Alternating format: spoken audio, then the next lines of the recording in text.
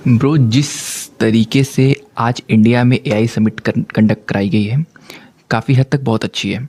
जिस तरीके से लोग इंडिया में अपनी रुचि दिखा रहे हैं, जिस तरीके से इंडिया में इन्वेस्ट करना चाहते हैं, जिस तरीके से इंडिया एआई के मामले में आगे बढ़ रहा है।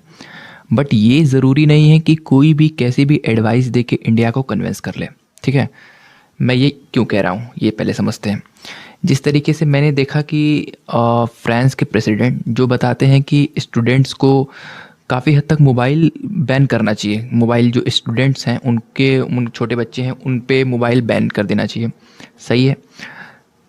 आप एआई समिट में आए हो, आप एक नई दुनिया दिखाने आए हो। जैसे कि पीछे का कल्चर या पीछे का ट्रेडिशन था वो डिफरेंट था, और आज लोग एआई से कनेक्ट हो रहे हैं, तो मीन्स मोबाइल तो चाहिए होगा।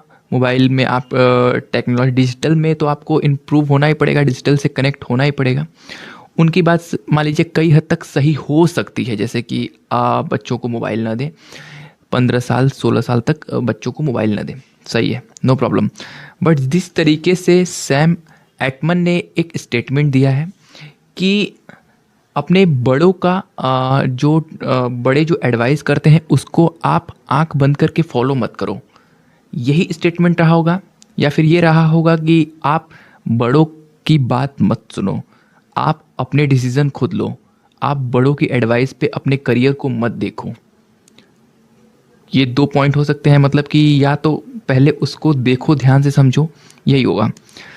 बट ये जो आर्टिकल इस समय आया है सोशल मीडिया पे और वीडियो वायरल हो रहा है, ये डोगरा हॉल आईआईटी दिल्ली का है, जहाँ पे उन्होंने एक मोटिवेशन स्पीच या फिर कह सकते हैं कि एज अ गेस्ट उनको बुलाया गया था। एटमन warn student that blindly following the traditional career advice especially from a parents,